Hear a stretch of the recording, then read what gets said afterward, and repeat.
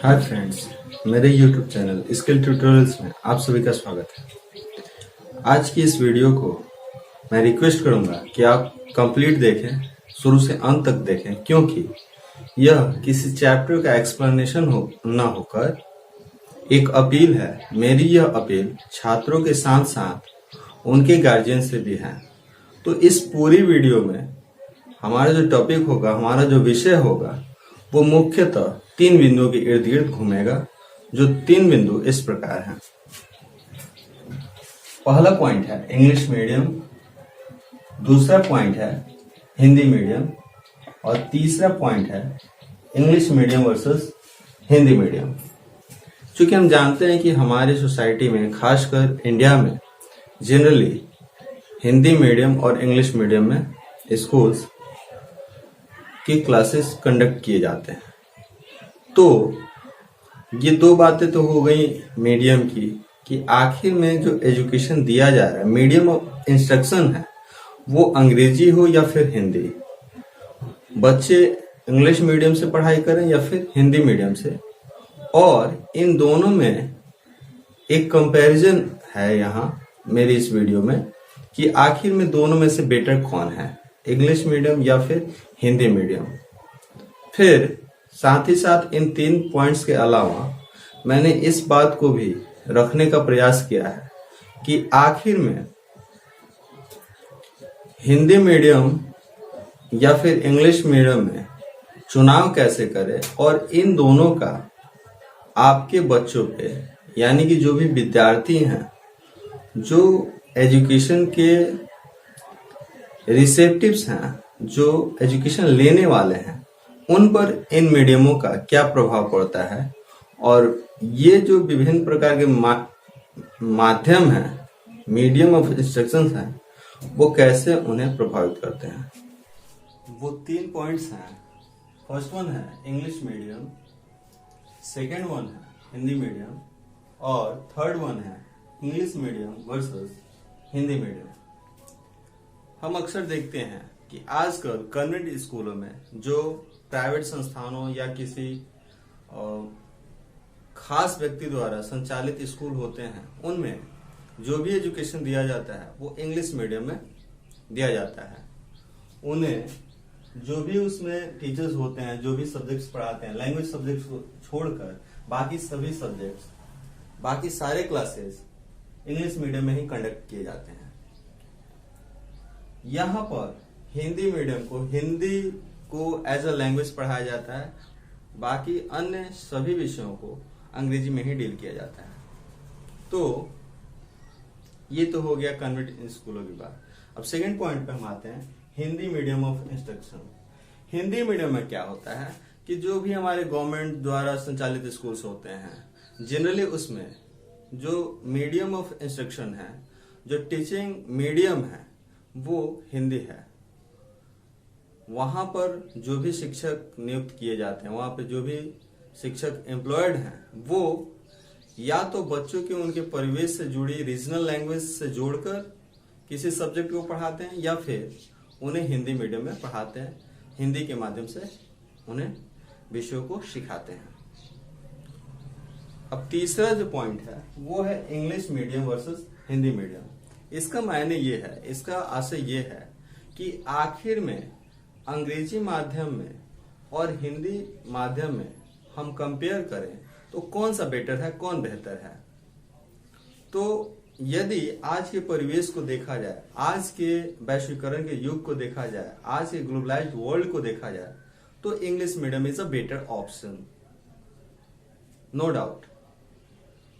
But जब बात आती है रूरल एरियाज की, उन छात्रों की जो गरीब और साथ ही साथ देहात क्षेत्रों से आते हैं, देहाती इलाकों से बिलोंग करते हैं, उनकी शिक्षा का क्या। जो बच्चे हमारे समाज के वीआईपी क्लास से आते हैं, आई मीन कोई भी बड़ा क्रिकेटर, ओरेटर, पॉलिटिशियन, कोई फर्स्ट क्लास या सेकेंड क्लास अफसर, किसी भी तरह के हाई प्रोफाइल फैमिली से आने वाले बच्चे जिनका माहौल वैसा है, जिनका परिवेश वैसा है कि वो शुरू से ही अंग्रेजी भाषा के साथ, इंग्लिश लैंग्वेज के साथ कंफर्टेबल हैं, उन्हें इंग्लिश मीडियम में पढ़ाई करना एकदम सुटेबल लगता है, उन्हें इसमें कोई दिक्कत नहीं आती और वो आसानी के साथ इंग्लिश मीडियम के साथ अपना एजुकेशन ले लेते हैं।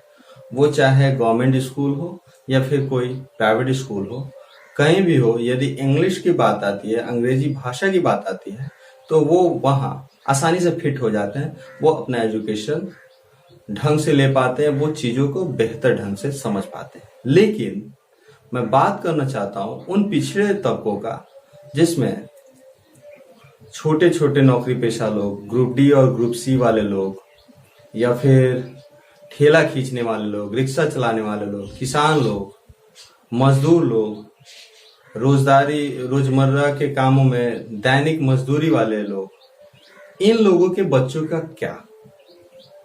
जब ये अपना एजुकेशन लेने जाते हैं तो वो गवर्नमेंट रन स्कूलों में जाते हैं, जहां पर एजुकेशन फ्री है और वो प्रारंभिक कक्षाओं की शिक्षा लेने के लिए गवर्नमेंट रन स्कूलों में, राज्य सरकारों द्वारा संचालित गवर्नमेंट रन स्कूलों में जाते हैं।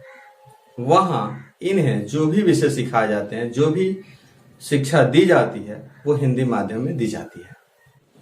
अब आप बोलेंगे इसमें कौन खास बात है?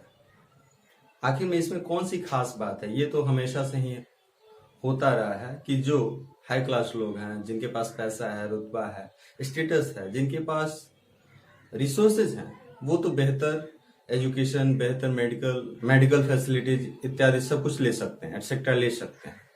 लेकिन जो छोटे किस्म के लोग हैं, जो कमजोर वर्ग के लोग हैं, वो तो निःशुल्क सेवा में ही जाएंगे। इसमें मैं खास क्या बताना चाहता हूँ? इसमें खास बात यह है कि जब ये छोटे लोग, जिनको तथाकथित आप छोटे कह रहे हैं, यानी कि कमजोर लोग, फाइनेंशियली वीक लोग, जब थोड़ा सा फाइनेंशियली स्ट्रांग हो जाते हैं, कुछ पैसे कमा लेते हैं, कुछ इनकी लाइफस्टाइल इंप्रूव हो जाती है, तब ये अपने बच्चों को उन government run Hindi medium school से उठाकर डायरेक्टली हाई प्रोफाइल स्कूलों में, प्राइवेट स्कूलों में उनका नामांकन करा देते हैं, उनको प्रवेश दिला देते हैं। अब परेशानी की जड़ यही है, परेशानी यहीं से शुरू होती है। जो बच्चा 2 साल, 3 साल, 4 साल, 8 साल अपना एलिमेंट्री जो लेवल है वो हिंदी मीडियम से शुरू कर लेता है, अपनी पारी हिंदी माध्यम से शुरू कर लेता है, और उसके बाद अचानक ही आप अपने स्टेटस को शोकेस करने के लिए, या फिर यूं कहिए बच्चे को एकाएक तेज कर देने के लिए, इंटेलिजेंट बना देने के लिए बहुत ही बड़े स्कूलों में आप उसका दाखिला करा देते हैं, जहां पे इंग्लिश मीडियम में पढ़ाई होती है। अब इन बच्चों की जो स्थिति होती है बहुत ही ज्यादा दयनीय हो जाती है, और वो एक तरह से कहिए कि यहाँ जाकर फंस जाते हैं। क्योंकि यहाँ जाने के बाद उनके जो समकक्षीय विद्यार्थी हैं, उनके जो साथ में पढ़ने वाले सहपाठी हैं, उनके साथ ये प्रतियोगिता नहीं कर पाते हैं, क्योंकि इन्हें विषयों का ज्ञान नहीं हो पाता है, इन्हें विषय समझ में ही नहीं आते हैं, क्योंकि इनका मीडियम हिंदी से डायरेक्ट कन्वर्ट होकर, ट्रांसफॉर्म होकर अंग्रेजी में चला जाता है। उन कन्वेंट स्कूलों में जाकर अपने आप को हीन महसूस करने लगते हैं। जब इन्हें दिक्कतों का सामना करना पड़ता है मीडियम में वेरिएशन होने के कारण, तब पढ़ाई इनको बोझ लगने लगती है, और यह ऐसा बोझ लगती है जिन्हें ढूंढने में ये अपने आप को कंप्लीटली अक्षम पाते हैं, असमर्थ पाते हैं। और इस स्थिति में क्या होता है कि वो मन ही मन परेशान रहने लगते हैं और पढ़ाई उन्हें दुष्कर लगने लगती है। इनकी रुचि जो है पढ़ाई के प्रति कम पड़ती जाती है। इस स्थिति में गार्जियन बारीकी से न सोचकर क्या करते हैं कि महंगे ट्यूटर्स की व्यवस्था कर देते हैं। वो महंगा ट्यूटर आते हैं और एक खास टाइम, एक सर्टेन पीरियड ऑफ टाइम में विभिन्न प्रकार के सिलेबस से जुड़े उन सभी विषयों को जो उन बच्चों के लिए जो हिंदी मीडियम से अभी के अभी इंग्लिश मीडियम में कन्वर्ट हुए हैं, उनको जो सब्जेक्ट्स एलियन प्रतीत होते हैं, उनमें जबरन विषयों को ठूसने लगते हैं। वो इस बात का जरा भी ख्याल नहीं करते कि बच्चा किस माध्यम से आया है, किस परिवेश से आया है, और हम सिलेबस के नाम पर उसे क्या सीख दे रहे हैं, उसे क्या सिखाने की कोशिश कर रहे हैं। वो बस पैसे लेता है और गार्जियन के साथ, केयर टेकर्स के साथ ईमानदारी बरतने के लिए उन सभी सिलेबस के विषयों को उन बच्चों में जबरन ठूसने की कोशिश करने लगता है। और ऐसी परिस्थिति में नतीजा यह निकल कर आता है कि वो बच्चे ना ही हिंदी मीडियम लायक रह जाते हैं और ना ही इंग्लिश मीडियम से ही अपना तालमेल बिठा पाते हैं। उनकी स्थिति बड़ी ही विकट हो जाती है। इन छात्रों की विकट परिस्थिति को उजागर करने के लिए मैं एक प्रसंग की मदद लेना चाहूंगा। यह प्रसंग भारतीय सिनेमा के इतिहास से जुड़ा हुआ है। भारतीय सिनेमा में एक दौर ऐसा था जब यहाँ केवल ब्लैक एंड व्हाइट फिल्में बनती थी। कुछ समय बाद कुछ विदेशी प्रोड्यूसर्स और डायरेक्टर्स की मदद से या फिर उनसे इंस्पायर होकर इंडियन प्रोड्यूसर्स और डायरेक्टर्स ने भी रंगीन फिल्मों, कलर फिल्मों को प्रोड्यूस करने का निर्णय लिया। और जब फिल्में ब्लैक एंड व्हाइट से रंगीन में, कलर में ट्रांसफॉर्म होने लगी, तो इस दौर में एक वक्त ऐसा भी आया जिसमें कुछ फिल्में ऐसी रिकॉर्ड हुई जो ना ही पूरी तरह से ब्लैक एंड व्हाइट थी और ना ही पूरी तरह से रंगीन में ही तब्दील हो पाई थी। यानी कि फिल्मों के कुछ देर चलने का जो क्रम था वो ब्लैक एंड व्हाइट था, कुछ दूर वो रंगीन मोड में चलती थी और कुछ दौर में उनमें झिलझिलापन आ जाता था, हम चेहरे नहीं पहचान पाते थे। यानी कि कई तरह की दिक्कतें उसमें आने लगी थी। यानी कि उस दौर में कुछ फिल्में ऐसी भी बनी जो ना ही पूरी तरह से रंगीन हो पाई थी और ना ही वो अपने पूर्वोत्तर फॉर्म, अपने previous form black and white में ही रह पाई थी। उनका खिचड़ी हो गया था, वो खिचड़ी बन गई थी। मैं इन छोटे कस्बों के बच्चों की बात कर रहा हूँ, इन कमजोर वर्गों के बच्चों की बात कर रहा हूँ, उनकी भी स्थिति लगभग ऐसे ही हो जाती है।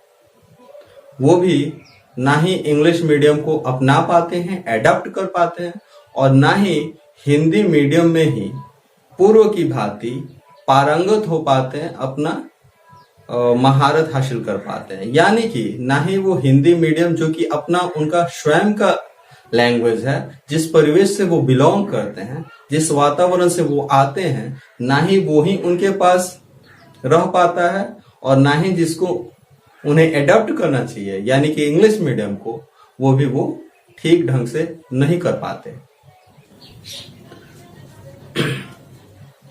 निष्कर्ष रूप में मैं कहना चाहूंगा, उन सारे अभिभावकों से मेरा यह आग्रह है, मैं यह अपील करता हूं, उनसे मेरी यह गुजारिश है, दिली गुजारिश है कि आप अपने बच्चों पे माध्यम का बोझ न डालें।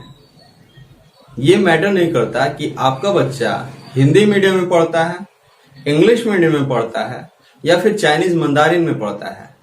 मैटर ये करता है कि वो क्या पढ़ता है और किस हद तक पढ़ता है। विषयों के गहन ज्ञान और माध्यम का आपस में कुछ लेना देना नहीं है। इसके कई उदाहरण आपके इर्द गिर्द देखने को मिल जाएंगे। एक हरियाणवी डांसर जो सपना चौधरी के नाम से जिन्हें जाना जाता है, वो केवल हरियाणवी गानों पर डांस करके पूरे देश में, यहां तक कि विदेशों में भी अपने झंडे गाड़ रही हैं। एक व्यक्ति खेसारी लाल यादव जो कि बिहार प्रांत से बिलोंग करते हैं, बिहार राज्य से बिलोंग करते हैं, उनकी मातृभाषा भोजपुरी होने के बावजूद वो विदेशों में जाकर भी सुर्खियां बटोर रहे हैं। एक बहुत ही बड़ी कुक कहेंगे निशा मधुलिका जी, जो कि साधारण एक गृहिणी है, वो अपने रसोई के टिप्स बताकर यूट्यूब के जरिए लाखों करोड़ों लोगों के दिलों में बस चुकी हैं।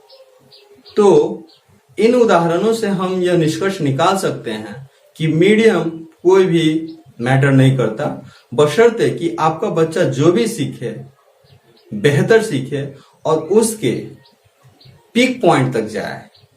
उसके जो सीखने का स्तर हो वो तो बेस्ट हो, वो जितना सीखे उतना बेहतर तरीके से सीखे, और जो भी सीखे उसको वो आत्मसात कर ले, चीजों को बेहतर ढंग से सीखे, समझे, गहराई से उसको अपने अंदर उतारे, तभी जाके शिक्षा का वास्तविक मर्म निकल कर सामने आता है। तभी वो बच्चा आगे जा सकता है, गूगल में जा सकता है, फेसबुक में जा सकता है, बहुत बड़ा डॉक्टर बन सकता है, बहुत बड़ा इंजीनियर बन सकता है, बहुत बड़ा एक्टर बन सकता है। यानी कि जिस किसी भी फील्ड में जाएगा वो अपना परचम लहरा कर आएगा। तो मेरा उन अभिभावकों से फिर एक दोबारा मैं गुजारिश करना चाहूंगा कि अपने बच्चों को कभी भी मीडियम के नाम पर उन पर दबाव न बढ़ाएं, उन पर एक अतिरिक्त बोझ न ला दें, बल्कि कोशिश करें कि वो जिस भी मीडियम में अपनी शिक्षा ले रहे हैं उनमें वो बेहतर शिक्षा लें, और उनमें वो जिन गुरुओं से पढ़ते हैं, जिन शिक्षक से वो इंटरेक्ट होते हैं, वो बेस्ट क्वालिटी के हों। उनमें बच्चों को सिखाने के प्रति, बच्चों के भविष्य को लेके, बच्चों के करियर को लेके एक अलग तरह का पागलपन हो, जुनून हो उनमें सिखाने की। अब वक्त आ गया है इस वीडियो को वाइंड अप करने का। तो मैं कहना चाहूंगा कि यदि आपको यह वीडियो पसंद आई हो तो लाइक और शेयर करना नहीं भूलेंगे, साथ ही साथ अपने ईमानदार कमेंट जरूर करेंगे। और यदि आप इस चैनल पर नए हो तो इस चैनल को सब्सक्राइब कर लेंगे, ताकि आप एजुकेशन से रिलेटेड कई सारे ऐसे मोटिवेशनल वीडियोस और साथ ही साथ सब्जेक्ट रिलेटेड वीडियोस भी पा सकेंगे।